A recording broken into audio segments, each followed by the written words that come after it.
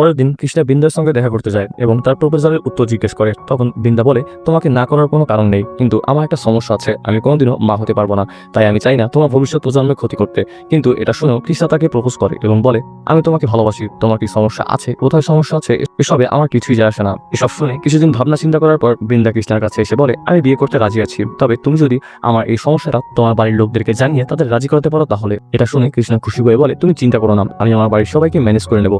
আর পরের দিনই সে গ্রামে চলে আসে এবং বাড়ি গিয়ে যখন তার মাকে বিয়ের কথা বলে তখন তার মা বলেন যে শিগগিরই বিয়ে করে ফেলো, কারণ আমি আমার নাতি নাতনিদের দেখতে চাই এবং তাদের সাথে খেলাধুলো করতে চাই। এদিকে এটা শুনে কৃষ্ণা চিন্তায় পড়ে যায়, কারণ বৃন্দা তো মা হতে পারবে না, তাই এই সমস্যার সমাধান কিভাবে করা যায় খেলার মাঠে বসে কৃষ্ণা সেটাই ভাবছিল। ঠিক তখনই এক বন্ধুর ব্যাটের বল তার আরেক বন্ধুর মেইন পয়েন্টে গিয়ে লাগে। তখন ওর বন্ধু মজা করে ওকে বলে যে যদি আর একটু উপরে লাগতো তবে তো তুই আর কোনোদিন বাবা হতে পারতিস না। এটা শুনে কৃষ্ণার মাথায় একটা আইডিয়া চলে আসে, কারণ তার সমস্যার সমাধান সে পেয়ে গিয়েছিল। তাই সে পরের দিনই নিজেদের এরিয়ার তার এক বন্ধু ডক্টরের কাছে গিয়ে সব সত্য তুলে বলে। আর ডক্টর তার পরিবারের লোকদের হসপিটালে ডেকে মিথ্যা নাটক সাজিয়ে বলে যে প্রচন্ড জোরে কৃষ্ণার মেইন পয়েন্টে বল লাগার কারণে কৃষ্ণা আর কখনোই বাবা হতে পারবে না। পরবর্তী পার্ট দেখতে ভিডিওটি একটি লাইক দিয়ে চ্যানেলটি সাবস্ক্রাইব করে আমাদের সাথেই থাকুন।